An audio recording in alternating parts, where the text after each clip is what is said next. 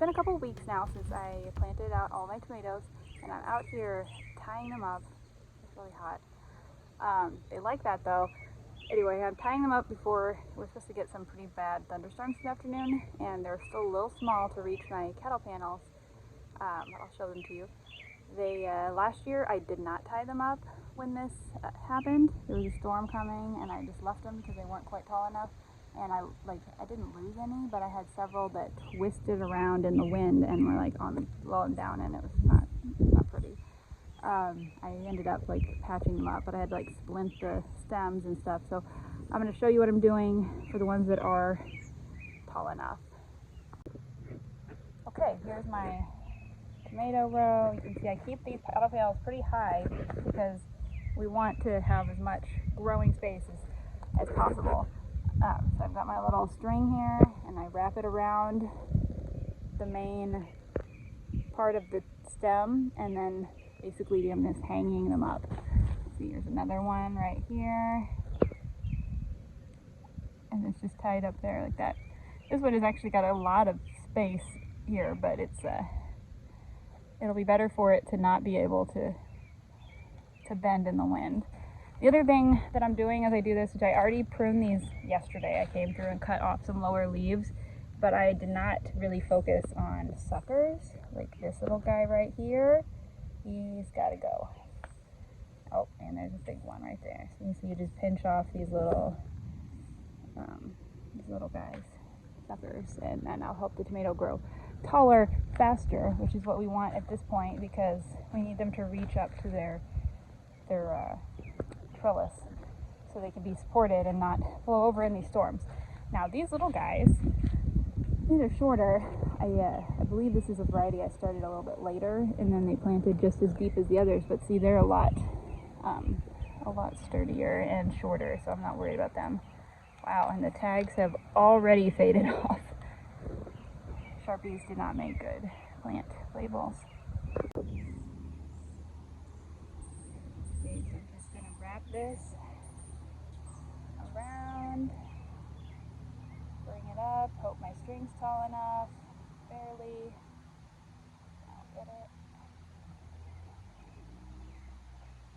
Most of them I'm tying in little bows, just in case I want to take them off and redo it, but this one the string was too short. Okay. This plant has a really good example of a overgrown, see, like this is the stage when you want to cut off your suckers. So there's a little bitty thing. Plants haven't put much energy into that. But this guy, it's like a whole nother plant. And it is a whole nother plant. I'm going to pinch it off. Anyway, probably should have used scissors for this one. Oh. Alright, well there it is. See this, if you put this in water, it will root and make another plant, a clone of our tomato plant. See, I just tied this guy up, took off his suckers, and I've got just a few left. See, here's another one. I missed this one because it looks so much like the plant. This whole guy here is a sucker. That's crazy. See, now I probably didn't cut that off because this part of the plant was the same height and I wasn't sure which one was the sucker and which one was the plant. And if you cut off the top of a plant like this, that's not real good. But now it is pretty clear that this is the sucker. So I'm actually going to use my scissors on that one and root it. It's got buds on it and everything, but I don't want any branches down this low. I want it to be a single thing coming up to here and then branch out. So that's why I have to cut all these off. So we're expecting storms tonight.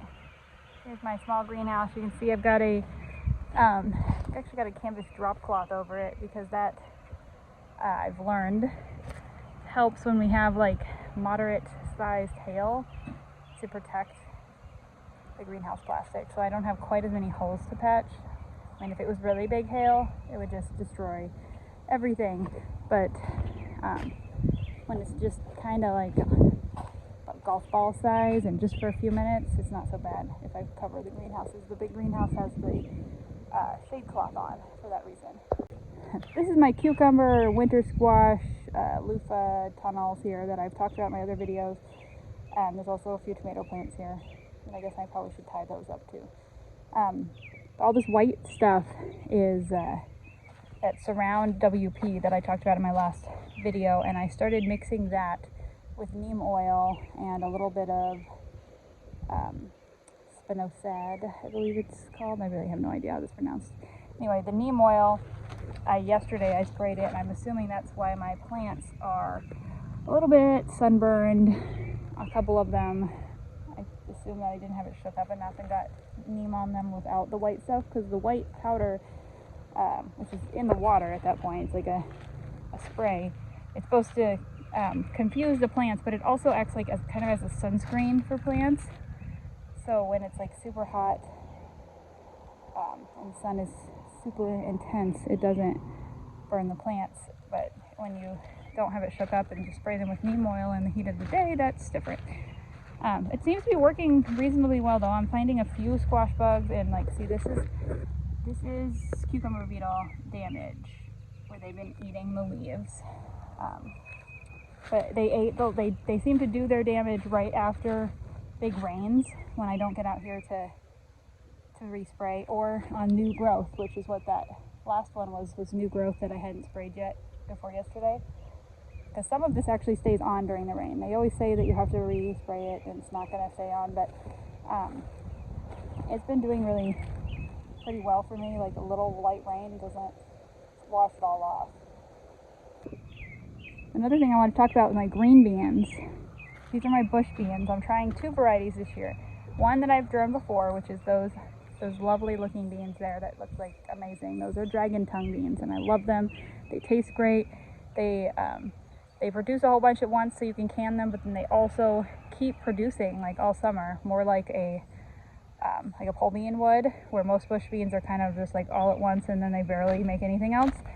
But these pole beans, or these bush beans here, this row is they're called jade beans, and I believe it's a hybrid. I'm gonna have to look it up now, because I picked them because it said all sorts of good things about them on the Johnny's website, and they look like normal beans. And I wanted to have some that looked like normal beans, but so far I'm finding that the bugs love them. There's slugs or something that are eating them up, and they're not germinating. And I think the seeds are rotting really easily, because they've had a lot of issues with that. I've already seeded these 3 times, and you can tell, like, the first round was the same time as the beans next door there, the dragon tongues, which the dragon tongues are bigger beans. So like, these plants here are the same age as those, so they just, like, dragon tongue beans are just kind of big. But I'm still just not very happy with this row. This sucks. The basil is looking better, so it was looking pretty rough in my last video. The peppers have all grown. We've been looking at the tomatoes. They're doing great. I still have a few more to tie up, but I'm still carrying around my suckers that I need to put in water. So I'm going to do that first. We've been picking tons of strawberries. Not really tons, but like really tons compared to what we normally pick. The kids just picked a big mixing bowl full just now before the storm that we're prepping for. Our potatoes. I should show you guys the potatoes. We're doing this potato experiment. I'll show you my mess too. Yeah.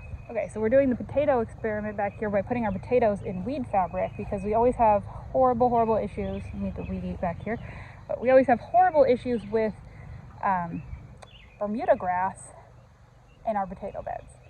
Last year I did a traditional, like, Ruth Stout style potato bed. Hay, let it sit over the winter, break back the hay, put the potatoes on, break the hay back over the potatoes. And that worked reasonably well, but the ground was so hard under the hay that it just didn't, the potatoes didn't do as well as they could have. They were just all right on the surface, right under the hay. So this year we tilled this and then added a bunch of goat poop hay and covered it in oak leaves, which they don't decompose very fast, so the hay and stuff actually is gone. It decomposed over the winter, but the leaves on top are still there. You can kind of see them through the holes. So that mulches it so that the the weeds don't come through as easily. But the ground is softer underneath because we tilled it. Anyway, we planted approximately a bazillion potatoes in here. And like probably 100 pounds of seed potatoes, probably more than this bed should have had, but I've always planted my potatoes really close together, like really close. These holes are 6-inch spacing. Now the middle of the bed, as you can see here, I'm staring at this empty spot where this one is all filled in. This has been taking longer to fill in, and I'm not really sure why, and so has this, but it has been filling in, and it's not filling in with weeds. Also, these are different varieties. Like you can actually see it here. This is one variety. Oops, dropped it. This is one variety. This is one variety. These big ones, those are one variety. I don't remember what they are. I'd have to check my, I think. And those are varieties that we bought. These 3 different sizes, and probably this one too. And then that's probably why this one here has such a spotty section.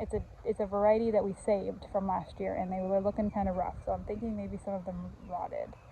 And then the ones on the end are a red potato that doesn't store well. That's the only one I remember. So this is probably our Yukon Gold that we saved, and they were just real rough. The red potatoes that we saved were also really rough looking, but they apparently didn't care as much. But they don't store well, so we're going to dig this side up first and eat them whenever it's time to dig up potatoes, which is totally not yet. Either way though, I think they're looking really good. I'm real excited about them. My one concern that I do have is that it's like 11 something and these are still in the shade.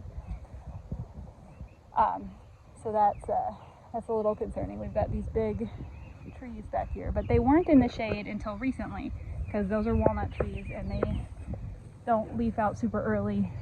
They're just now really covering this area, so maybe it'll actually end up being good. They'll get half a day's worth of sun and it should work out. Coming down to check on the chickens and give them a little extra feed before it storms, and you can tell clouds thickened up and it doesn't look too bad, but the lights came on the bridge. You can see them right here. They think it's they're on a sensor.